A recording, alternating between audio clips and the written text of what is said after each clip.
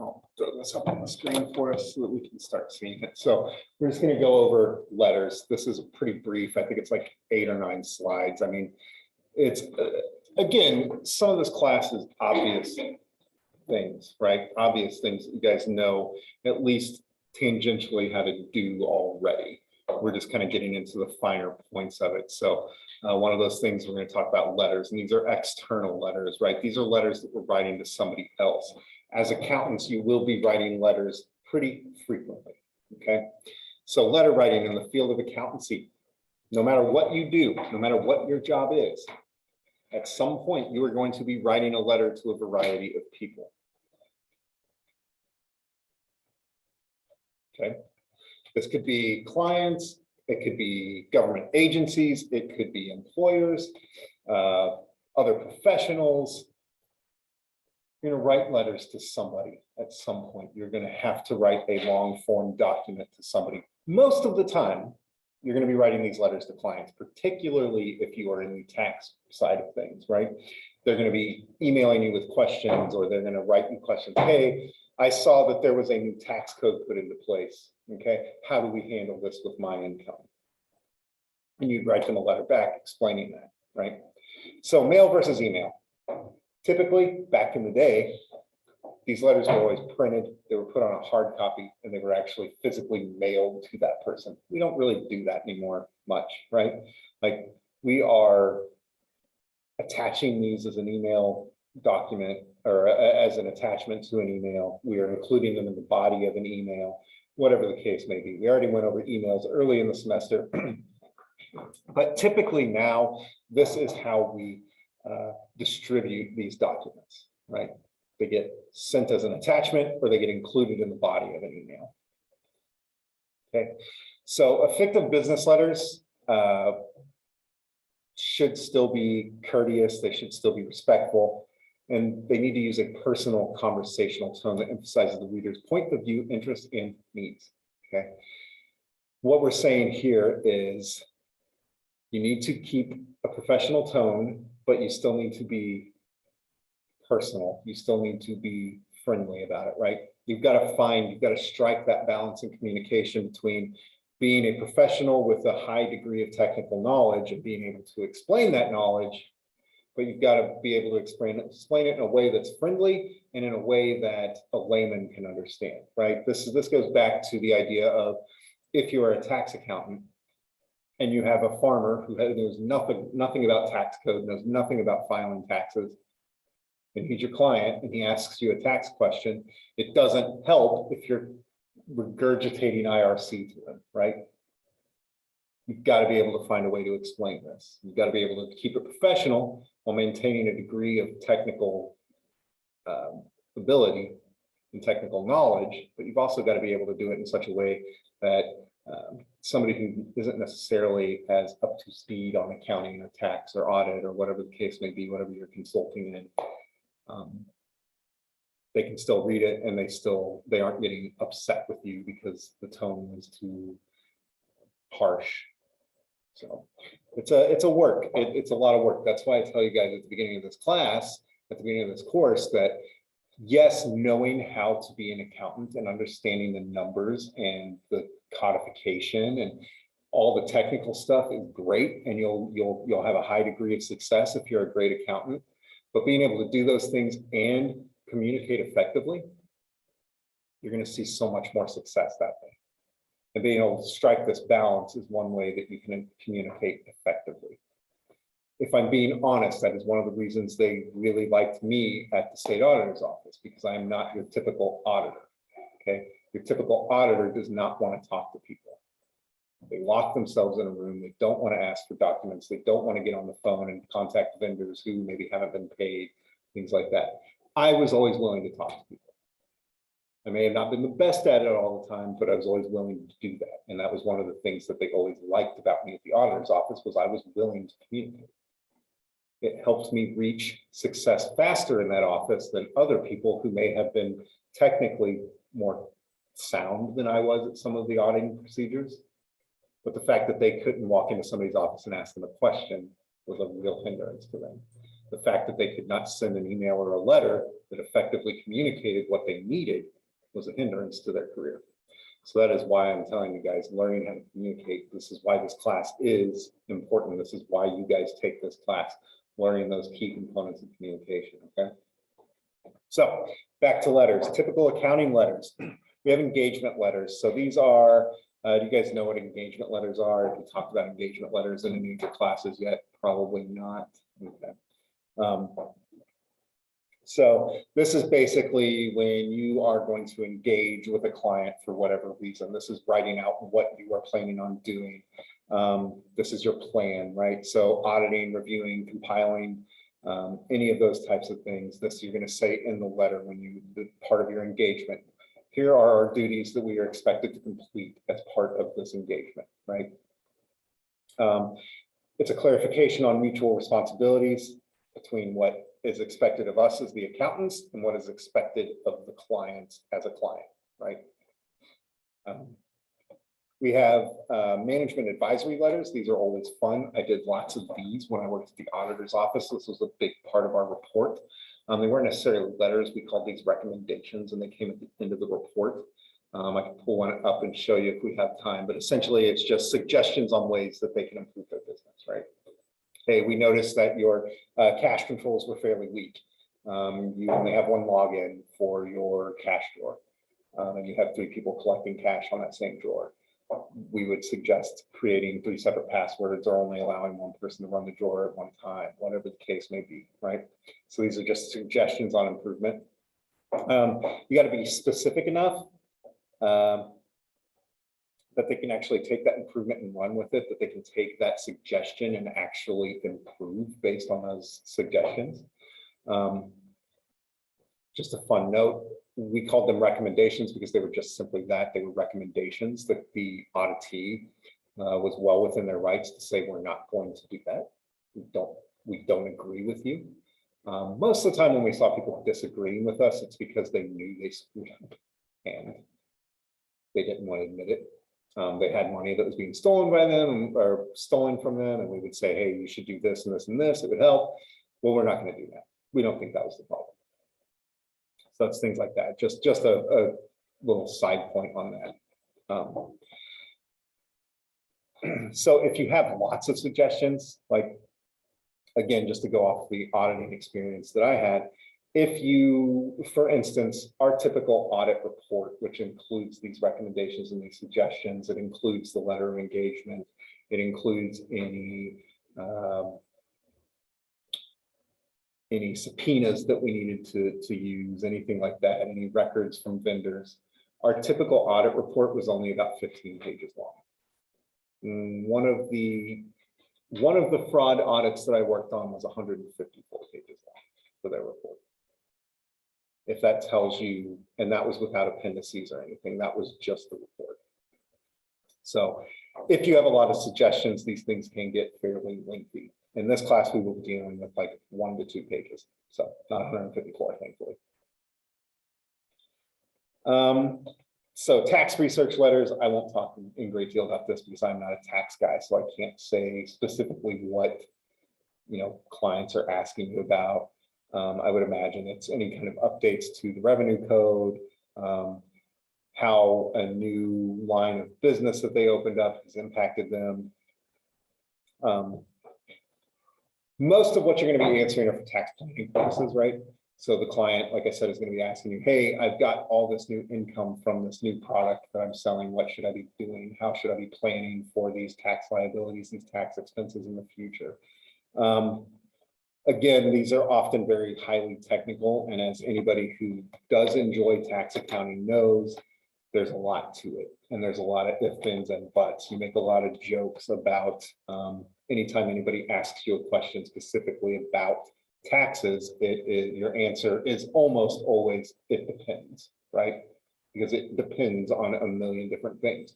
Was your mom's hair brown in 1965? Prior to her father's death? If so, she's in a different tax bracket. That's why I was not a fan of taxes. There's too many ifs, ands, buts, right?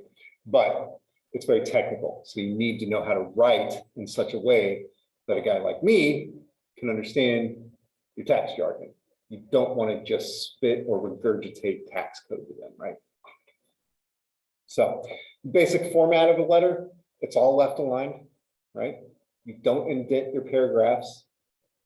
And then you put one line space between your paragraphs. It's a nice delineation between when one ends, when one thought ends, when one subject ends, and another begins, right?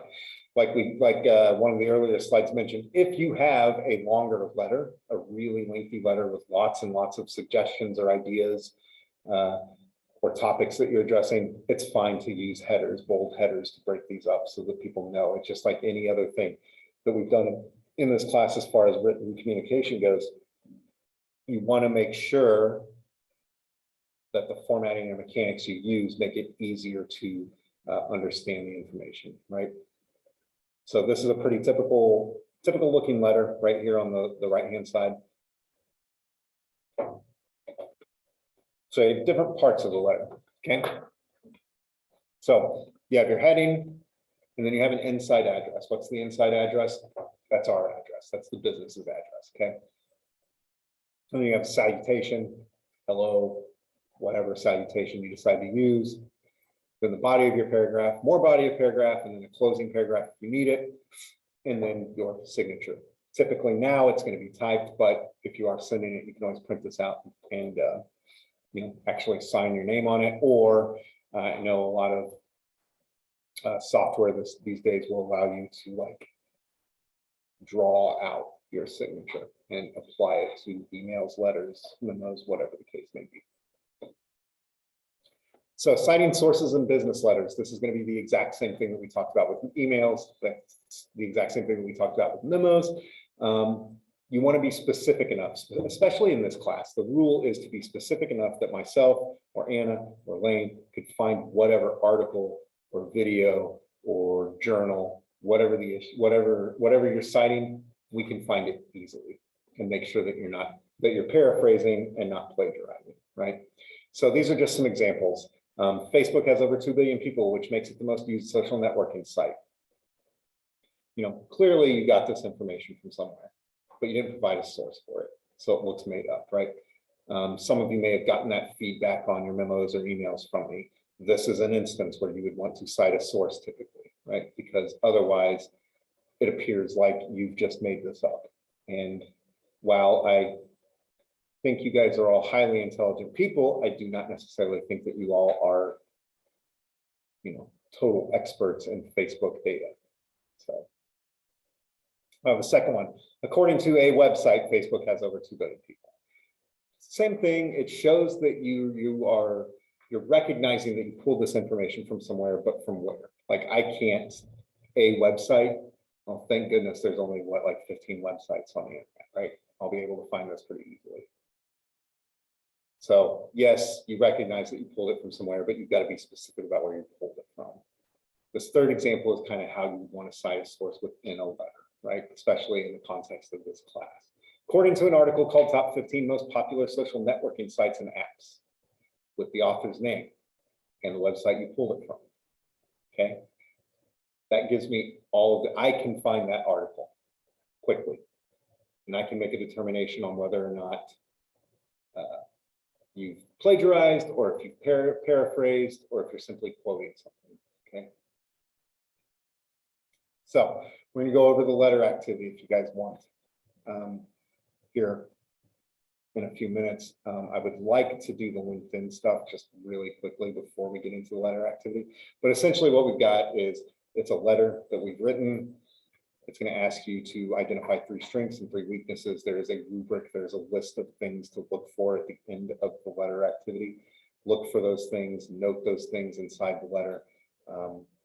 But primarily I want to see 3 weaknesses, 3 strengths. Feel free to talk to each other, work on this together, all that good stuff that we typically do in class. So that is all for letters. I mean, it's not difficult. Really, the most difficult part is remembering the formatting. It's all left aligned and you don't indent any of your paragraphs, right? So,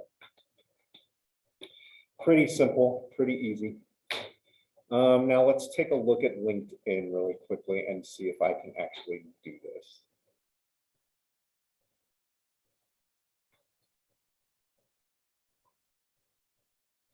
sorry, I'm also making sure that my online students can get this portion. So I'm trying to kill two birds with one stone here. So this week we were adding myself as a friend. Clearly, well, I guess this is the accounting writing lab, so I can search for myself, right?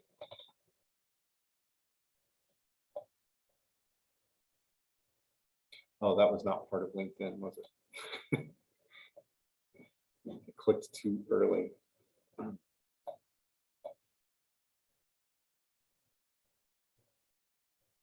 I do this on my phone mostly, so you'll have to bear with me.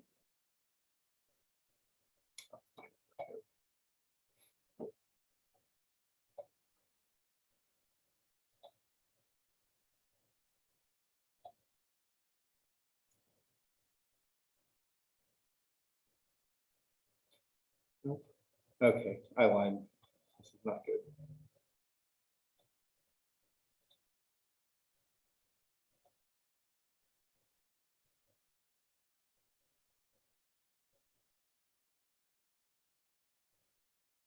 Anybody else ever actually do this on the? Oh, there it is. Ah, okay, there we go. I was like, I never look at this on a computer. It's always on my phone. So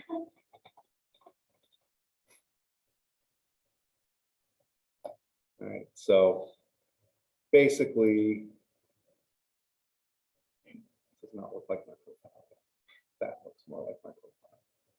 But anyways, you're gonna want to connect with me and add an actual, like, not just the stock message that they ask you to send, right? So it's like, hey, I'd like to connect, or whatever the stock message is. And a lot of you have been asking, what should I say? Well, to me, it's not that big a deal. Like, I know who you are. You're in my class. I know why you're requesting the connection, right? Typically, what you're going to be doing is people that may not know exactly who you are. It may be an employer that you've met at an event or something like that. So you're going to want to be more specific. You know, you're going to want to say, hey, my name is Enoch.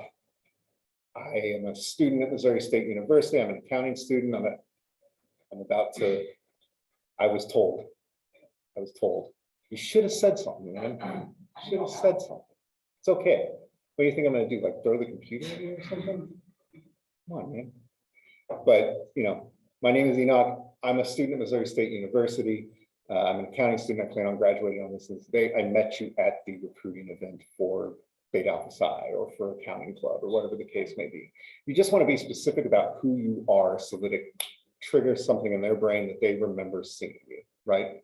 Especially if you're wearing masks all the freaking time, right? Like half of you look nothing like what I thought you would look like without a mask on. So you want to just be specific in your message about who you are, how you met them, how you know them, and why you want to connect with them. Okay. But pretty clear. Any questions on that at all? Okay. Yeah, I mean, it's not difficult. With me, I don't care so much because there's not a lot you can say to me, right? Hi, I'm in your accounting 300 class. I have to connect with you because it's part of the assignment, right? So that's a little more difficult, I understand, but for the other three connections that you'll be making, and Dr. Church has said, feel free to use her as practice as well. Okay, so you can connect with Dr. Church. Her name's Kimberly Church. I think it's Kimberly Swanson Church on LinkedIn. I can't remember exactly, but I believe that's her name on LinkedIn. Use her as a connection, okay? And then find two other connections. I know they canceled the Career Expo a couple of weeks ago. It sucks because that was a good opportunity for you guys to get in front of employers and expand that network and use this LinkedIn project as a way to expand your network to some of those employers that you met at those Career Expos. However, we just had a speaker in here the other day, right? Katie Folk, okay? I would reach out to her. She would be a good connection because she is the campus recruiter for KPMG. She is here on campus quite a bit. Get to know her. Caitlin Rodabaugh from BKD. She's another lady that we've had come in and speak for us, right? I think she's speaking this class? Yeah, can't remember. She would be another good connection. Just think about the places, the people you've met within this. I added her on the phone.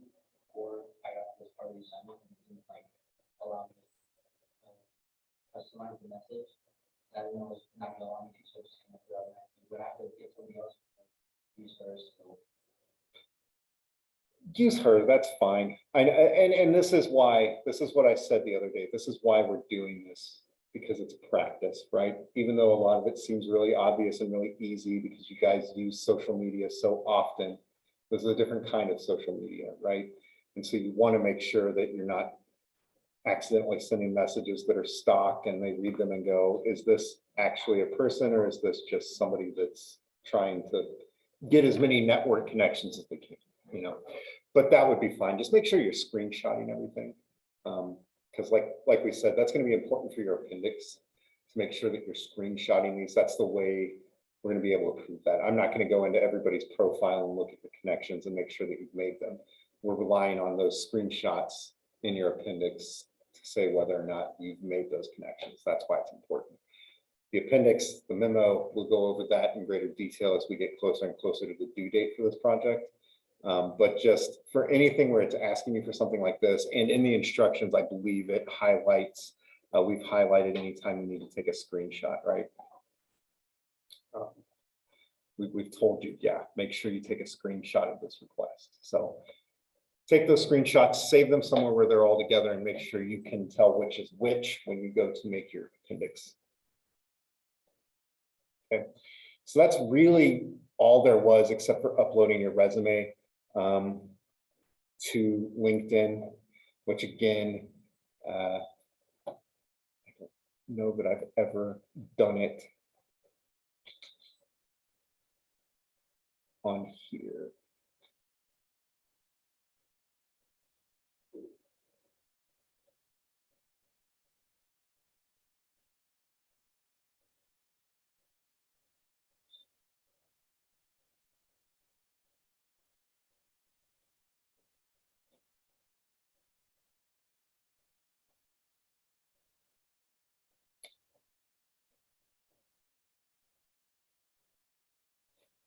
I know I've done it because I've got it on my actual profile.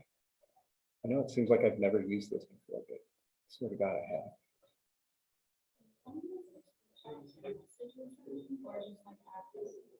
Do what? Yeah, that would be perfect. So just when you send them the invitation, just screenshot the message, and that will be fine.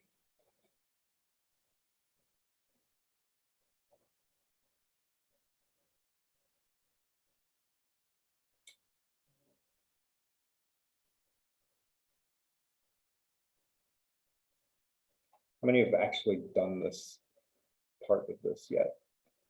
You guys have, okay. Like somebody asked me the other day, you know, are there points for these checkpoints? And there's not. Like your points are all going to come from your memo at the end of the semester, right? Your memo and your appendix. It's just, these are just recommendations. Hey, by this point, make sure you've done this or this or this. Really, it's for, there's one of the assignments that will be difficult for you to do if you wait until the last minute to do the entirety of this project.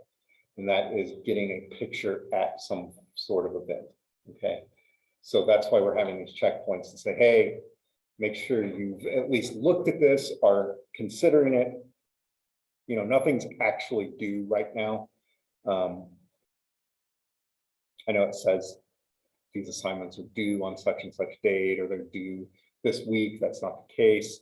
The actual full assignment's not due until, gosh, I'd have to look at the calendar, but it's towards the end of the semester. It's like one of the last things we do in this class is turn this assignment in.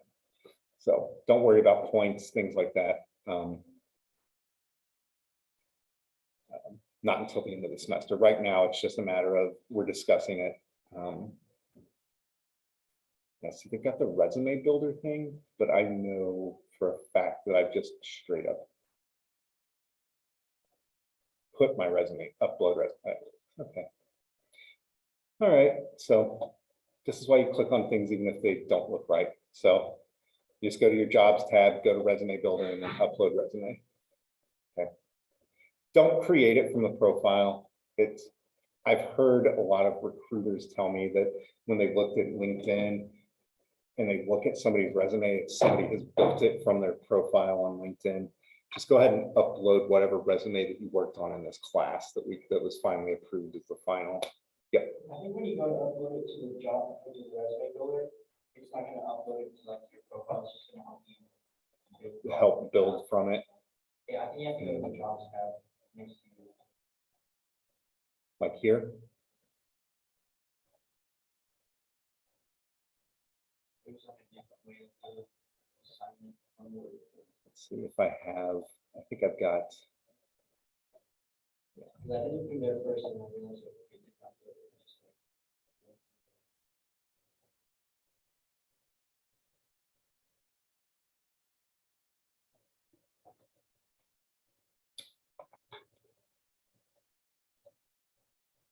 oh boy.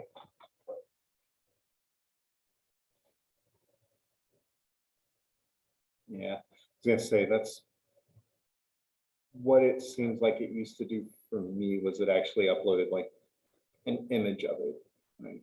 And then you could go based on your image and build out like a profile page that had your resume listed with your skills and your jobs and all that good stuff. And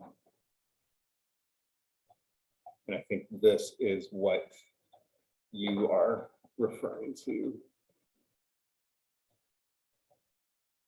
Right, yeah.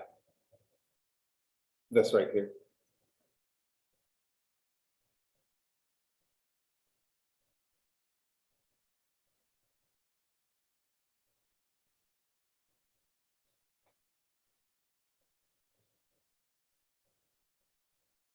But that is basically it. As far as where you should be or where you should be thinking about being with the LinkedIn profile. Okay. Next time I'll actually get on the website and go through it instead of doing everything on my stupid phone. I have literally told students before, don't do things on your phone because it's completely different. And then I do that for you guys. Embarrassing. Anyways, that's pretty much it for lecture. So we will go through the letter activity now, just as an activity, so you guys can see kind of a format example of a letter. And really, it's going to be as simple as writing down 3 things that are good, 3 things that are bad, and looking to see if they've met those rubric requirements in there. Okay.